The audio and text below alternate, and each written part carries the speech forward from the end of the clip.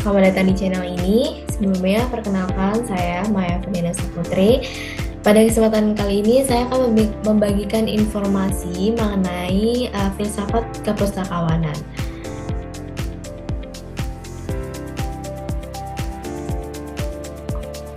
Yang pertama itu kita akan mempelajari tentang arti filsafat terlebih dahulu. Jadi pastinya kita sering mendengar sebuah pertanyaan, apa sih yang dimaksud dengan kepustakawanan?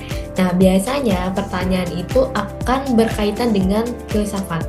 Filsafat sendiri berasal dari bahasa Yunani yaitu philos yang artinya cinta dan sophia yang artinya kebijaksanaan atau kearifan. Dari gabungan dua kata itu, filsafat memiliki arti mencintai kebijaksanaan atau yang terkait dengan ajaran kebijaksanaan. Menurut Kamus Besar Bahasa Indonesia, filsafat adalah pengetahuan dan penyelidikan dengan akal budi mengenai hakikat segala yang ada, sebab, asal, dan hukumnya. Filsafat ini dikenal dengan induk dari segala ilmu atau biasanya kita kenal dengan sebutan the mother of science. Filsafat dibedakan menjadi dua, yaitu ada filsafat sebagai ilmu dan filsafat sebagai ilmu yang lebih luas, dalam artian mencoba mencari jawaban dari berbagai pertanyaan hidup, menanyakan dan mempersoalkan segala sesuatu. Kemudian sebagai kegiatan akademik dan ilmiah, filsafat ini mempelajari 4 hal. Yang pertama yaitu metafisika.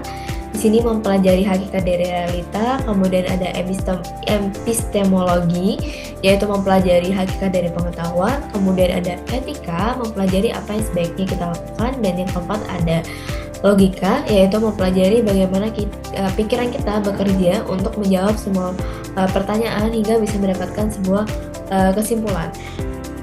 Filsafat itu tidak hanya bersifat teoritis, tetapi dapat mengarah pada perilaku dan sikap manusia, sehingga kajian filsafat itu sangat penting bagi kehidupan.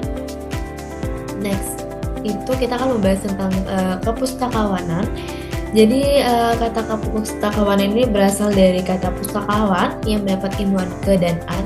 Kemudian kata pustakawan ini berasal dari kata pustaka. Kata kepustakawanan ini berasal dari bahasa Inggris librarianship.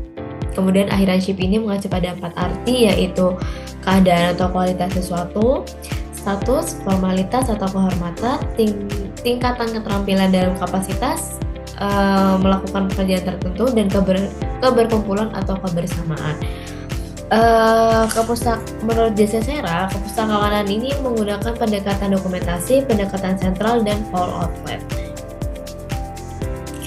Jadi, arti dari kepustakawan ini dapat disimpulkan adalah penerapan ilmu perpustakaan terhadap praktik di perpustakaan. Kemudian fokus dari kepustakawanan ini adalah kompetensi ilmu dan profesi di berbagai bidang seperti perpustakaan, dokumentasi, ataupun informasi. Selanjutnya, makna dari kata pustaka.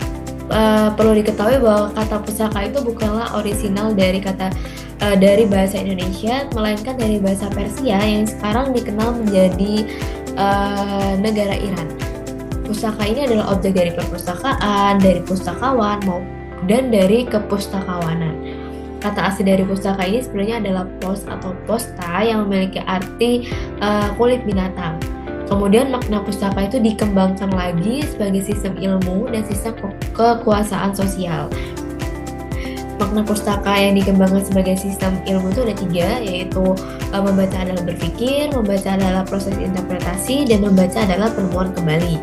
Sedangkan makna pustaka yang dikembangkan sebagai sistem kekuasaan sosial itu ada 3 juga. Yang pertama itu adalah membaca adalah berpikir, kemudian membaca adalah proses interpretasi, dan membaca adalah penemuan identitas.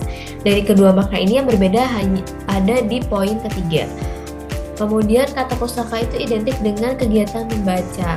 Untuk mencapai kebiasaan atau tradisi membaca, ada beberapa hal yang harus dilakukan, yaitu sakralisasi tulisan oleh religi, kemudian kebenaran ilmiah melalui tulisan dan bacaan, serta memori dan identitas. Nah, tradisi membaca di sini dibagi menjadi 3 bagian, yaitu yang pertama ada tradition as language. Jadi tradisi sebagai sebuah sistem signifikan terapan seperti bahasa tulisan maupun lisan.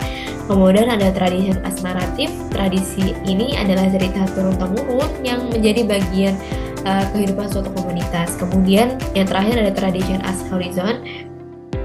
Tradisi Ini sebagai pandangan dan pemahaman seseorang tentang kehidupan. Selanjutnya tentang pustakawan. Nah, pustakawan itu lebih dikenal dengan orang yang bekerja di perpustakaan. Padahal jika dilihat secara lebih detail, pustakawan itu juga banyak bekerja di banyak instansi yang membutuhkan tenaga pustakawan. Jadi, pustakawan itu adalah orang yang mempunyai keahlian dalam bidang pustakawan. Pustakawan dapat memberikan layanan informasi lainnya seperti menyediakan komputer dan pelatihan, kemudian mengkoordinasikan program publik, kemudian membantu peralatan untuk penyandang disabilitas, dan membantu menemukan dan menggunakan sumber daya komunitas. Di sini pustakawan pastinya membutuhkan filsafat kepustakawanan untuk menjalani hidup kepustakawanan. Selanjutnya filsafat kepustakawanan. Di sini filsafat kepustakawanan adalah hal cinta terhadap hal-hal yang berhubungan dengan kepustakawanan. Jika melihat secara umum, filsafat kepustakawanan adalah studi yang mendalami prinsip-prinsip, nilai-nilai, dan asumsi yang mendasari praktik dan teori perpustakaan dan informasi. Jika dilihat menggunakan filosofi Dryarkara, filsafat kepustakawanan adalah penjelmaan dari sesuatu yang hidup di dalam hati setiap pustakawan. Jadi, walaupun tidak setiap pustakawan dapat menjadi ahli filsafat, namun yang dibicarakan di sini dalam filsafat yaitu pustakawanan itu, dalam filsafat kepustakawanan itu memang berarti bagi semua pustakawan. Nah, dalam era digital pastinya filsafat kepustakawanan akan terus berkembang dan tantangan-tantangan baru juga akan muncul, seperti informasi yang melimpah. Jadi perpustakaan harus membantu pemustaka untuk menyaring informasi yang relevan. Terus tantangan yang kedua itu ada perubahan perilaku pengguna. Pastinya perilaku pengguna yang semakin bervariasi pastinya akan menuntut layanan yang lebih fleksibel.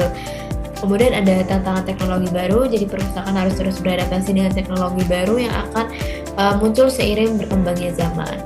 Jadi meskipun demikian, nilai-nilai dasar filsafat kepustakawanan tetap relevan. Perpustakaan terus berperan sebagai pusat pembelajaran seumur hidup dan sebagai pilar masyarakat yang demokratis. Sampai pada akhir, kesimpulan dari informasi yang saya sampaikan pada hari ini yaitu filsafat kepustakawanan membentuk pemahaman akan peran perpustakaan dalam masyarakat dan memberikan kerangka kerja untuk mengatasi isu-isu yang muncul seiring dengan perkembangan informasi dan teknologi. Dengan memahami filsafat ini, pustakawan dapat lebih efektif dalam menjalankan tugas mereka dan memberikan layanan yang relevan kepada masyarakat. Filsafat kepustakawanan adalah jantung dari setiap layanan perpustakaan. Dengan memahami filsafat ini, kita dapat menghargai peran penting perpustakaan dalam masyarakat dan mendukung upaya untuk mengembangkan layanan perpustakaan yang lebih baik. Mungkin sekian informasi yang bisa saya sampaikan. Terima kasih sudah mendengarkan. Kurang lebihnya mohon maaf. Saya akhiri. Terima kasih teman-teman.